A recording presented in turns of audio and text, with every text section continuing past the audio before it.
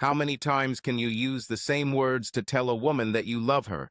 Love her so much that there is nothing you wouldn't do for her if it's in your power. Loving her so much that you would kill for her. Loving her so much that you are ready to die for her. And if she is the most beautiful woman who has ever paid attention to you, how can you tell her about her beauty so that your words do not sound empty? After all, she was the most beautiful woman I have ever seen. I've done this for my wife, Colleen, for the past 23 years. We got married on May 27, 1995. It was Saturday, a beautiful spring Saturday, and Colleen looked great. She always looked beautiful. But that day she looked more radiant than I had ever seen her. We were in love. I fell in love with her at first sight. It was at a reception with the dean when we were in college. I noticed her at the other end of the room. She stood there with a drink in her hand, sipping it and looking around. Our eyes met. She smiled. I smiled.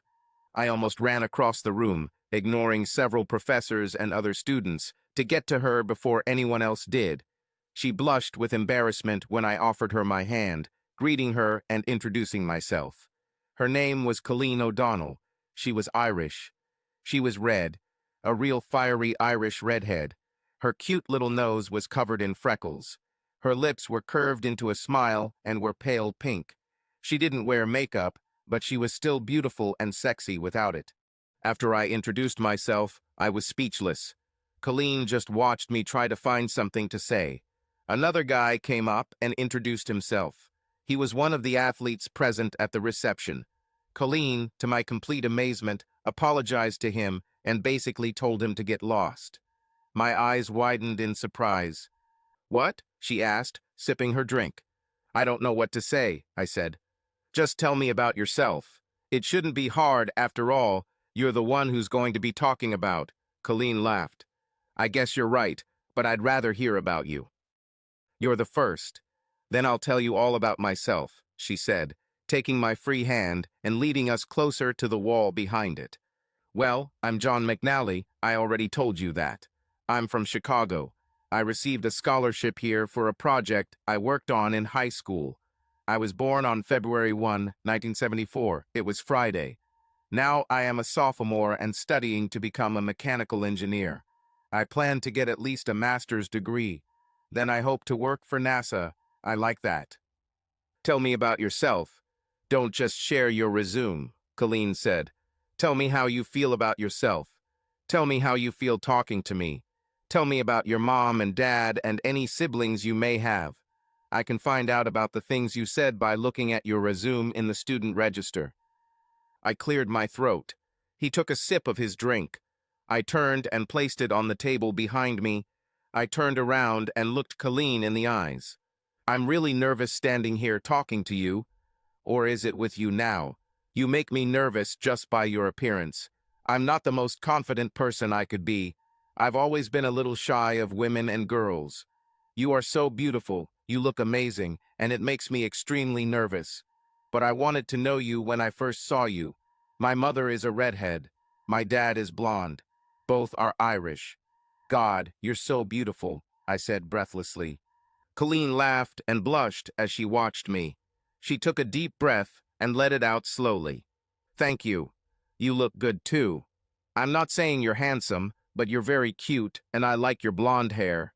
"Now it's my turn," she said, sipping her drink again. "Okay, first of all, I'm from Glen Ellen, west of Chicago, south of the airport. I was born on March 27, 1974, so we are the same age. It was Wednesday. I'm studying to become a business manager. I plan to become a CEO in some large, well-known company, for example, Xerox or IBM. Standing here talking to you, I feel nervous. I'm almost afraid. Your eyes are so blue and piercing, they almost scare me, making me think that you can read my thoughts. I am also insecure and know that I have to become like this. My mother is German, my father is Irish. I got red hair from my father. I'm afraid I got my hips from my mother. You are very cute, and I would like to get to know you better." I blushed listening to her. I cleared my throat. "Thanks, Colleen," I said, "and your thighs look beautiful to me." Colleen blushed as I looked at her hips. "Thank you, John," she replied. At that moment, the bell rang, signaling that it was time for dinner. I took Colleen's hand, and we walked into the huge dining room, finding 2 seats next to each other. Most of the chairs had name cards in front of them, but there were empty seats at one end of the table. I was sure I had my assigned seat, but I didn't want to leave Colleen. My friend called out to me from the other end of the table. Then they called out to Colleen. We both ignored them. Soon the waiters began placing salads in front of everyone. Colleen and I ate and talked. She asked me about engineering. She nodded when I answered her questions. We talked about different things, but I still don't remember what. After dinner, we were free to go wherever we wanted. I asked if she wanted to go somewhere. She shook her head. I just want to go back to my dorm room and take off this outfit and these shoes. My feet are killing me. Why don't you come with me? Once I change into more comfortable clothes, we can go for a drink. Maybe play darts. Sounds good, I said. Colleen smiled and took my hand. I shuddered at her touch. She led me out of the banquet hall and across campus to her dorm. Once in her room, she began to take off her clothes. I turned away. She laughed. You are a gentleman, she said softly. I try to be. My father told me that I had to be, or he would give me a good beating when I was little. I think it stuck, I replied, rubbing my face with my hands. Well, turn around, please, she asked. I turned around and gasped. She was naked and had a strange look in her eyes. I shook my head, closed my eyes, and turned away again. John, I want you to look at me. In fact, I want you to come here and touch me. I don't have a roommate. I want you naked too. I gasped. Turning around, I began to undress. Colleen smiled and helped me. We spent the next 2 hours just touching and kissing. I wasn't a virgin, but Colleen insisted, and I just wasn't ready. She said that she was a virgin, and after our short conversation, she decided that I was the guy she would give herself to. For the next 3 years, we almost never separated, except during classes. I was amazed that in my arms, and in my bed was the most beautiful woman in the world. We both got jobs we liked in the Chicago area and got married 6 months later. There was one sad side to our marriage, the lack of children. We both underwent examinations, we were examined, and x-rays were taken. Nothing. All tests showed negative results. There's nothing wrong with either of us except the inability to conceive. There were nights when Colleen cried into her pillow and I held her in my arms, crying too. Apart from these moments, we were both very happy together. We talked about adoption, but we both decided that we really wanted to have our own child, not someone else's. We discussed in vitro fertilization, but tests showed that that wouldn't work either. We tried everything to have a baby. Nothing helped, but we were still happy together. It was our 24th wedding anniversary. Well, it was the Saturday night after our anniversary, which was Wednesday. On Friday, we stayed at home. We had dinner, watched a little TV, and went to bed. Saturday was our holiday. Her younger sister Maureen hosted it at a local bar not far from our apartment. All our friends were there. All of our relatives came to dinner on Wednesday, so it was just our friends and a few relatives like Colleen's sisters and my brother and their companions. Music was playing, people were talking. Colleen then pulled me onto the small dance floor in front of the jukebox. She flowed smoothly into my arms, and we danced close. I love you, she said, kissing my neck. I love you too, I said, kissing her neck. She shuddered at the touch of my lips. We danced until the end of the song. When I looked around, there were several other couples on the dance floor with us. Colleen took my hand and led me off the dance floor. We had our own table with her sister and Maureen's husband. As I was sitting Colleen down, some guy asked her to dance. She smiled at me. I nodded. He took her hand and led her to the dance floor. I sat down with my back to the dancers. Maureen looked at me strangely. What? I asked. Would you like to watch your wife dance? With another man? She asked. Why would I do this? To make sure he doesn't take advantage of the opportunity. What? This guy is a womanizer. He chases after any skirt, married or not. Well, I better intervene then, I said, standing up and heading towards the dance floor. When I saw them, his hands were on Colleen's ass. I had two problems with this. First, both of his hands were on my wife's ass. Secondly, she didn't mind. When her face turned so that she saw me, her eyes widened and she stepped back from the womanizer, covering her mouth with her hands. I just stood there with my arms crossed. Colleen just looked at me with a look of horror on her face. I beckoned her with my finger. She nodded and walked towards me. The guy grabbed her hand. She winced in pain. I grabbed him by the collar of his shirt and pulled him back hard. He fell on his back, looking at me. He started to get up. "Don't," I shouted. "Who are you anyway?" I looked at him. There was rage and hatred in his eyes. "I'm the guy who sleeps with your cuckold wife," he said, grinning at me. I looked at Colleen, my wife of 24 years. She just stood there like a deer in the headlights of a fast-moving car. While I was looking at her, the guy stood up and rushed at me. Colleen's eyes widened. I pushed back with my elbow. The guy ran right into me and my elbow. Now he was knocked out. I turned to Colleen. "Well," I asked. Damn, dear," she stammered. "So is this true?" Colleen nodded, looking down at the floor. "I am so sorry." "Yes, it's clear how sorry you are. Don't." I stopped and just looked at Colleen. I turned to the guy who had just ruined my life. I leaned towards him. "If you ever hurt my wife again, or even come close to her, I will come down on you." "Got it, freak?" He just looked at me with a smirk on his face, so I hit him with that grin. He rolled away and stood up, clenching his fists as he walked towards me. Then Colleen stepped between us. "Don't you dare, you bastard," she screamed at him. He was about to hit her, but fell to the floor, writhing. Maureen stood behind him with a stun gun in her hand, the wires attached to his back. "Maureen!" Colleen screamed. Colleen almost walked up to him, but changed her mind. She turned to me, tears streaming down her cheeks. I just shook my head. "Who is he, and why is he here today?" I asked. "I don't want to talk about it here. Go home." "I have a problem with this because I don't want to be alone with you because of what I might do to you." "So what will you do?" she asked sarcastically. "I'll kill you," I growled softly. "Oh," she muttered. "Maureen?" I shouted. "Yes, John." "Could you and Brian come with us so I won't be tempted to hurt your sister while we talk?" "Certainly." "Brian," Maureen screamed, turning to him. The four of us walked to my apartment. Once inside, I collapsed on the couch and just stared at Colleen. She stood in front of me, then fell to her knees, looking at me. Tears streamed down her face.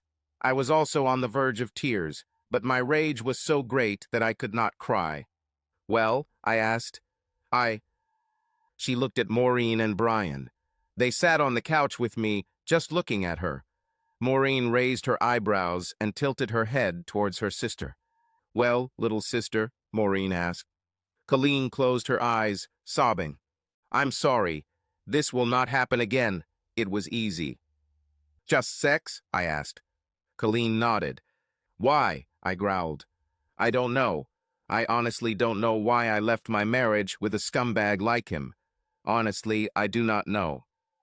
Was he better than me? Have I neglected you? Did I do something to offend you?" I almost screamed. No, none of that. I don't understand why." "It was because it was different, more exciting, what?" Now I was calm and did not shout at her. "It was different. But no, it wasn't any more exciting than what we were doing." "Then why did you cheat on me?" "I don't know. I really don't know," Colleen said, still sobbing. "Who is he and where did you meet him?" I asked. "Do you have to say this?" "Of course, definitely," I shouted. "Are you going to beat him up and go to jail? I don't think I can live in prison with you." "I just want to know. Now tell me," I growled. "His name is Jimmy Wexler, and I met him at a department meeting. He's the new guy in the IT department." "How many times?" demanded I. Oh God," Colleen stammered. "How many times have you slept with him?" I shouted. Five times. "Oh God, I'm so sorry," she croaked. Maureen couldn't resist, stood up and hit Colleen on the back of the head. You stupid fucking bitch, Maureen growled at her sister. Brian sat Maureen back on the couch. I just stared at Colleen. There was silence in the room for a good 3 minutes. There was a knock on the door. I growled at Colleen as I stood up to open the door. I opened the door and was not surprised to see the police and the scumbag. I just turned around and waved for the police to come in. When the bastard tried to enter. Not his. He's not welcome here. He's the one who left the bruises on my wife's arm, I said, pointing at Colleen. You stay there, or else, the policeman said, grabbing the scumbag by the arm and handcuffing him. Now sit and be silent. Phil, why don't you take him to the squad car? Another cop said. That's even better, Phil said, pushing the bastard in front of him. Now, who's who? Asked the policeman. Well, I'm John McNally. This is my wife, Colleen, her sister Maureen Cullen, and her husband, Brian Cullen. The policeman quickly wrote everything down in a notebook. When he finished, he looked at all of us. Now, Mr. Demise McNally, you hit Dan. What's his name? Jimmy Wexler, I said. Yes, exactly. Did you hit him? Yes, but only after he hurt my wife, I said, pointing to the bruises on her arm. It's clear. Who hit him in the stomach? It was me. I had my back to him, and he attacked me. I just pushed my elbow back, and it ran into him. Who used the stun gun? He asked. I am, Maureen said. He was going to hit my sister. It's clear. Where did you get the stun gun? I bought it at a gun store. The policeman nodded. Tasers were legal for citizens in our state. Did any of you witness these events? I was, and it was exactly as John and my sister said, Colleen interjected.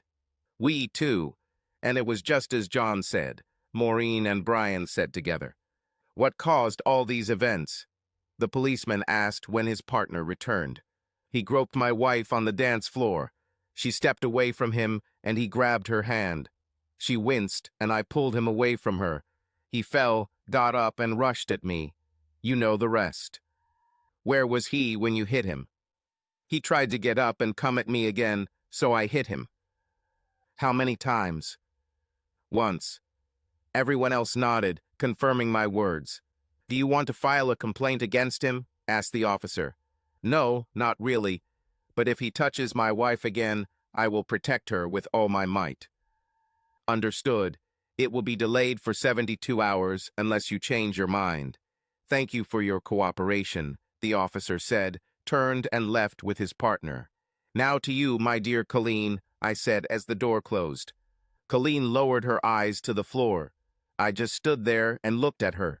Fury raged inside me, but my heart screamed at me not to forget the love I have for her. 5 times she slept with this bastard. When did she have time? When? I asked. Colleen closed her eyes and shuddered. She knew what I meant. At lunchtime on Fridays, she whispered, Oh my God. Where? Why? She asked. Where, bitch? I shouted at her. She shuddered again. At a motel near work, she sobbed. Who paid? Colleen winced again. I paid, she whispered. So, not only did he persuade my wife to sleep with him, but he also made me pay for having you. What the hell were you thinking? I shouted. I don't know. God, I'm so embarrassed. I was so naive. God, I'm so sorry, Colleen cried, tears streaming down her cheeks. Since you met him at work, you no longer work there, and he won't work either when I talk to his boss. On Monday, you will go and submit your resignation letter. But I love my job and the company I work for. Colleen sobbed. Okay, you can keep your job, but you'll have to pack up because you won't be living here anymore, and we won't be married. No, God, no, please, no, Colleen wailed. Then you'll quit on Monday. Oh God, I've ruined my life and my marriage, she cried. Colleen sat there crying and sobbing, tears streaming from her eyes and down her beautiful face.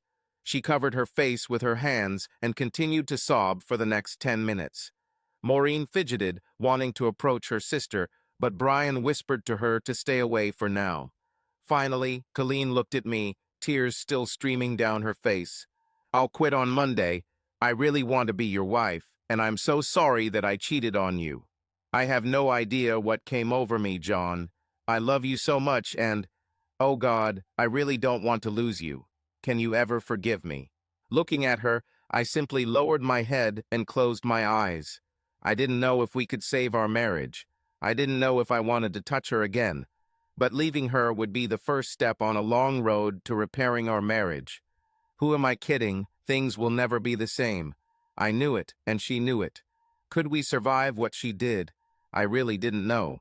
The pain I felt in my heart right now was the most intense I had ever felt. I do not know yet. Forgive you for breaking your marriage vows. How can you survive this? Don't bother answering because I can barely look at you, let alone listen to you say that we'll be okay again. I just stopped talking and sank to the floor. I didn't lose consciousness, I was just tired. Tired of the anger, tired of the betrayal, tired of seeing pictures in my mind of Colleen and Jimmy Wexler in bed together. I wanted to throw up, but I restrained myself. Colleen started to move towards me, but her sister pushed her back onto the couch and knelt next to me. "Are you okay, John?" she asked, placing her hand on my shoulder. "I'm fine, I just need to rest. Take your sister with you, if you don't mind. I just don't want her to be here right now. Please," I asked. Colleen sobbed and cried again. Maureen stepped away from me and looked at Brian. He nodded. He and Maureen helped Colleen up and led her out the door. Now I was alone. Getting up, I went to the bedroom, undressed, and went to bed. Despite the thoughts racing through my head, I fell asleep fairly quickly. I must have been asleep for a long time when I woke up. It was light, and the sun was high in the sky. I staggered towards the kitchen and looked at the wall clock. I shook my head. It was only 8 in the morning. I made myself some coffee and sat at the table waiting. I noticed that the message light was on, indicating that there were voice messages. Getting up, I took the phone and pressed the button to listen to messages. The first message was from Maureen, simply saying that they had arrived home safely. The next 6 were from Colleen. I deleted them without listening to them. The coffee was ready. I poured myself a cup and sat down at the table, thinking about what and why my wife decided that cheating on me was normal. What did I do wrong to make her want this? Why did she want this? I couldn't find the answer. Taking my cup of coffee, I went into the office where we had a computer. Once I logged in, I opened Colleen's email. When I saw how many letters there were from Wexler, I couldn't believe my eyes. He sent her more than 1,000 letters. I wondered why Colleen didn't delete them. I found that she didn't respond to most of them. They were full of vile and disgusting things he wanted to do to her. To those letters that she responded to, she wrote that she did not take his words seriously and that he should delete them. Why didn't she delete them herself? Then I found a letter from an anonymous source. It was clear from the title that it was from her boss. She forwarded him letters from Wexler. It looked like Wexler was going to be fired on Monday. Poor Jimmy. At that moment, the phone rang. The display showed Maureen's number, but it was probably Colleen calling. "Hello," I said, picking up the phone. "Oh God, John, please don't hang up." I hung up. A few seconds later, the phone rang again. I turned off the sound and ignored the call. I continued going through Colleen's email. This Wexler was truly a nasty guy. What he wrote in his letters was disgusting. I copied all the letters onto a flash drive. Then I went to the website of the company Colleen worked for. I used the employee portal to access the employee list. I found Wexler, and as luck would have it, he was married and had 2 children. His wife's name was Connie, and she was a homemaker. Perhaps she knew nothing about his affairs. His home number was listed. I wrote it down. I think there should be a full disclosure of everything he did in his marriage. I wonder if he called his wife from prison. The policeman said he would be detained for 72 hours. It won't be out until Monday. I took the phone and called his wife. She answered the first call. "Hello," she almost screamed. "Mrs. Wexler?" I asked. "Yes, it's me." "My name is John. Do you know where your husband is?" I asked. "No, and I'm terribly worried. Do you know where he is?" Yes. He's in prison now. Why? He attacked my wife last night. Besides, he cheated on you with her. I don't know how long this went on. What? I do not believe you. He would never do this to me. From what I've heard about him, he's chasing every skirt. Oh God, no. I'm sorry, but my wife admitted to having an affair with him. I have about 1,000 letters from him to my wife. I can forward them to you if you want. Yes, please. Do you know when he will be released from prison? The police were going to hold him for 72 hours if I didn't file a complaint. I'm not going to file a complaint. I think 72 hours is enough for what he did to my wife last night. Besides, I hit him in the face. Send me these letters, please. And can I have your mobile number? I may need to talk to you some more. Of course, I replied, giving her my number. Thank you so much, Connie said. Is there anything else? Yes. Looks like my wife was sending your husband's emails to her boss. And according to the letter from the company, your husband will be fired on Monday for violating the company policy on office romance. Sorry to be the bearer of bad news. Oh my God. Sorry, I said again. Not your fault. Goodbye, John, and thank you. Call any time. We hung up. I stared at the wall for a long time. I felt sorry for Connie. I really felt sorry for her children. I didn't feel sorry for Jimmy. He brought this on himself, just like Colleen. I just sat at the kitchen table, trying not to think about anything. My marriage was falling apart. The woman I loved betrayed my trust. My life was in turmoil. I really loved her, so much that now it hurts. Even when I thought about what she had done, my love for her did not wane. I called Maureen. Hello, Maureen said. It's me, I said. Yes, I know. Caller ID, she laughed. Right, you can bring her home. Do you want me to take her, or? No, I'll bring her home. She. Yes, I asked.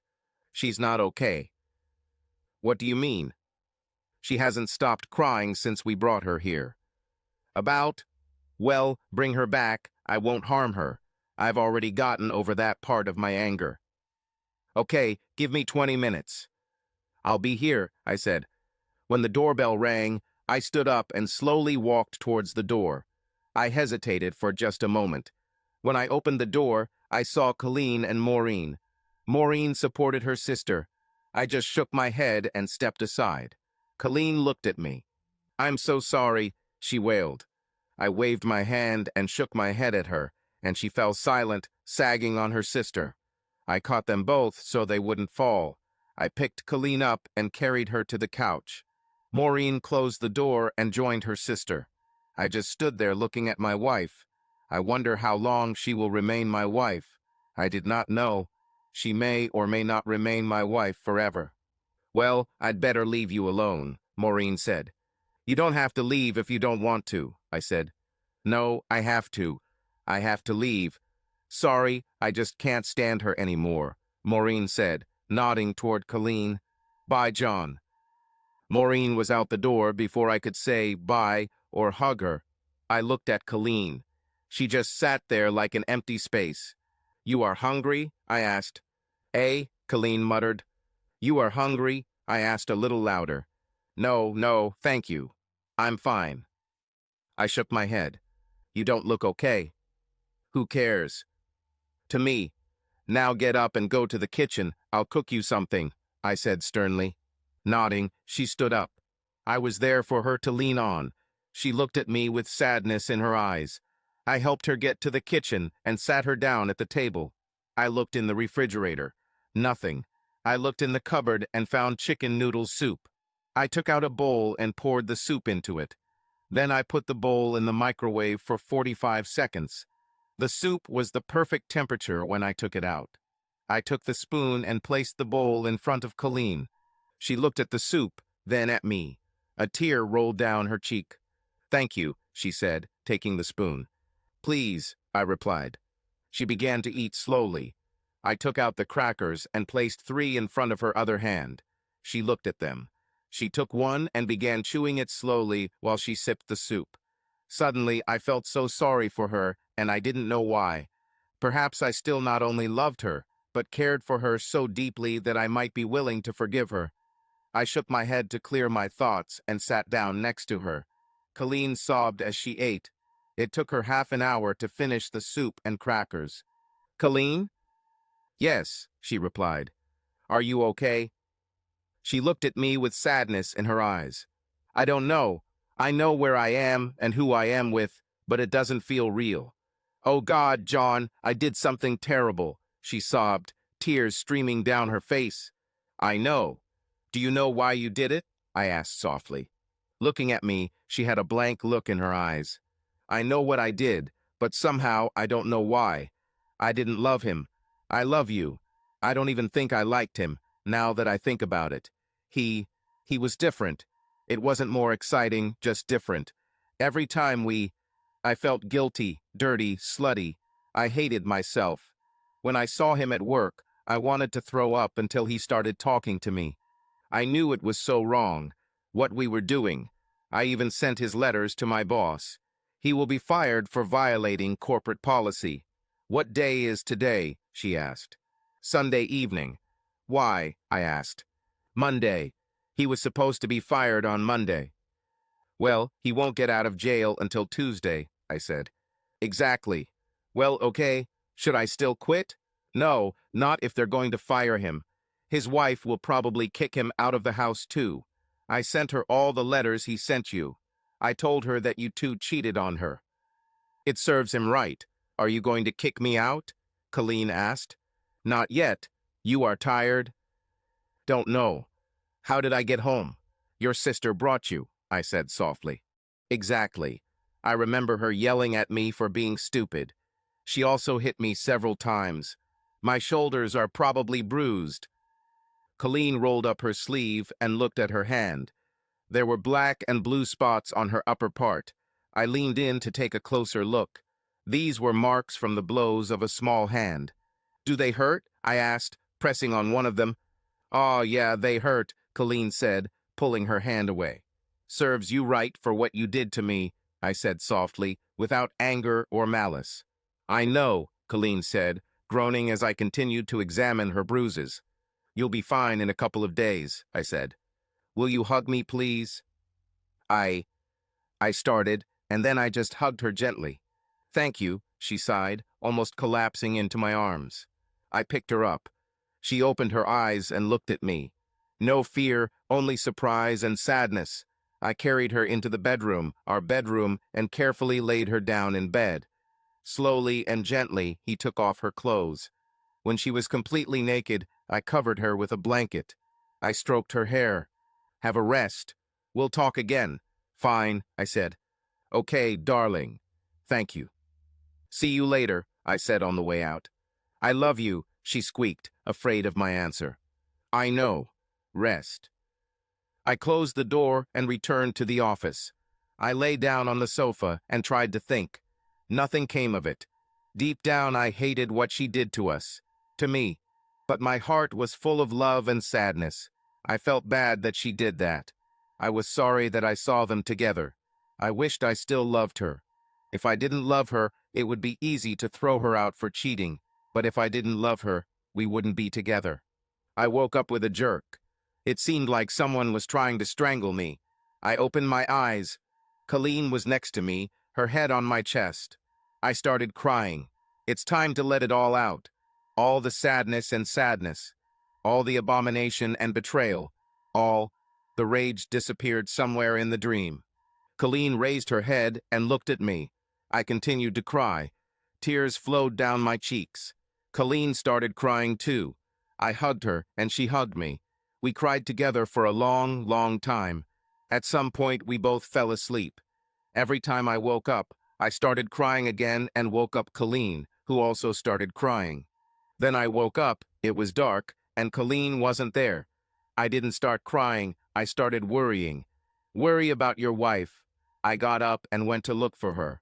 I found her in the kitchen. She was preparing dinner. I smiled. She was still naked. She was beautiful.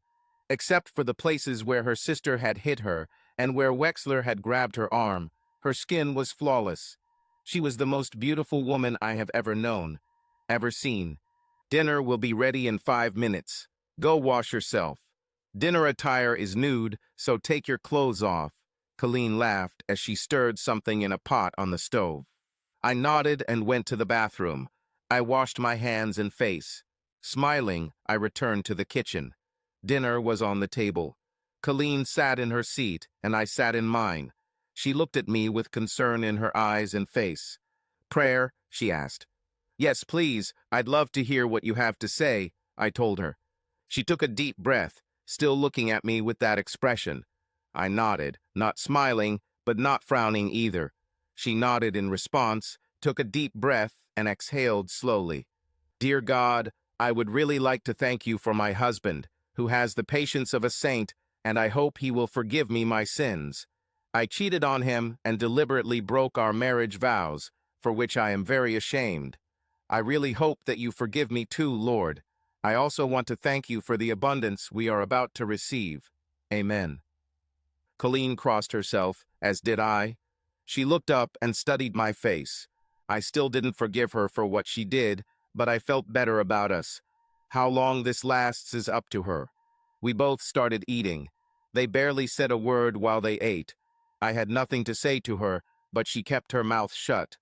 I was sad, but she was not only sad, but also scared that I wouldn't want her anymore and would throw her out of my life. After dinner, I helped clear the table. Colleen thanked me and hugged me. I just patted her on the shoulder. She sighed and stepped back. Looking at me, she waited. I closed my eyes, trying to remember happier times. Opening my eyes, I hugged Colleen. I closed my eyes, trying to remember happier times. I opened my eyes and pulled Colleen into my arms. She sobbed, hugging me tighter. I squeezed her in my arms and kissed the top of her head. "I love you so much," she whispered. "I know what you love. I can't say the same words to you yet, but I also feel love for you. You just know you've lost some of it," I said. "Thank you," she sobbed, hugging me even tighter. I just chuckled as she squeezed me. Closing my eyes, I held her tightly. We stood there for a long time. Then the doorbell rang. Colleen stepped away from me and ran into the bedroom. I smiled as I watched her butt jiggle as she ran. I went to the door. Looking through the peephole, I saw her mom and dad. I sighed as I opened the door. I just looked at them with sadness. "Oh God, no, John." "She doesn't?" asked her mother. Her father just growled as he entered. Colleen stood in the living room in her robe. She couldn't meet her parents' gaze. Her mother walked up to her, stood right in front of her, and slapped her. Then she turned and went to the kitchen and sat down at the table. Her father walked up to his daughter, took her by the shoulders, and looked into her eyes. "What is wrong with you? You were brought up better," he said. Colleen just hung her head and sobbed at her father's disappointment. He let go of her shoulders and walked into the kitchen. Colleen looked at me, then ran into my open arms, crying.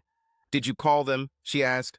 "No, honey, I would never do that," I answered honestly. "Maureen, that bitch." "Family," I said. Colleen went limp on top of me. I took her to the kitchen and sat her down at the table. I sat down on the fourth chair at the square table. What happened that day was not gentle. Colleen's parents lectured her. I held her hand the entire conversation. Finally, her parents ran out of words. They never once called her a nasty word or referred to her as a bitch. She was always Colleen or daughter to them. It was late when her parents left. I took her hand and led her to the bedroom. I simply pointed to the bed. She nodded, threw off her robe at the end of the bed, and crawled under the covers on her side and lay down. I undressed and lay down on my side. Colleen clung to me as I turned off the light. "John?" she asked. "Yes," I replied. "What will happen to us?" "Don't know." "What would you like?" "It's both easy and difficult," I said. "What?" "It would be easy if, when you woke up in the morning, this never happened. The difficult part is that we work together to overcome your betrayal." "Oh God," she said quietly. "Yes, oh God," I replied. "Can I say something?" "Sure, but will I like what you have to say?" "I love you." I will never stop loving you as long as I live. I hope you will love me too. I just lay there thinking about what she said. I could have answered her with a sarcastic phrase about how much she loved me that she just went and slept with some creep to show it, but I didn't. I didn't say a word because any word that came into my head would have hurt not only Colleen, but myself. So I just kept quiet. I knew I loved her. I knew I would probably love her my whole life. Will we be together? Not if she cheats on me again. She will be expelled so quickly that she will be dizzy a month later. But for now, I wanted to help us get through this. We made it to our 30th anniversary. 6 years ago, Colleen cheated on me. In the end, I forgave her, but I didn't forget her. How can you forget? I didn't forget anything, especially something so important. For now, our lives are back to normal. I still love her as much as ever. She still loves me. I haven't suspected her of cheating since she did it, although I had no idea at the time. She quit her job even though I told her she didn't have to. Jimmy Wexler was dishonorably fired. He will have a hard time finding a new job in his field at a reputable company. His wife divorced him, and she received custody of the children. He left the state, leaving her without money. Colleen asked me if we could help them. I agreed. Her salary goes directly into Connie's bank account. I make enough for the two of us so it doesn't interfere with our lifestyle, and we've made a friend with 2 beautiful kids. Connie and the children are often at our house. Colleen fell in love with them. We also visit Connie's house often. No, I didn't sleep with her, even though Colleen said I should. I simply told her that I would not break my marriage vows, and she stopped insisting. Connie is a wonderful woman, but my vows mean more to me than an affair with a beautiful woman, even if she is now a friend. My wife is still too important to me to cheat on her. End. Subscribe to our channel so that your love doesn't cheat on you, and go ahead and listen to the next story, because this story is nothing compared to the next one. If you're under 18, don't even think. Click to the next one. Click to the next one. Click to the next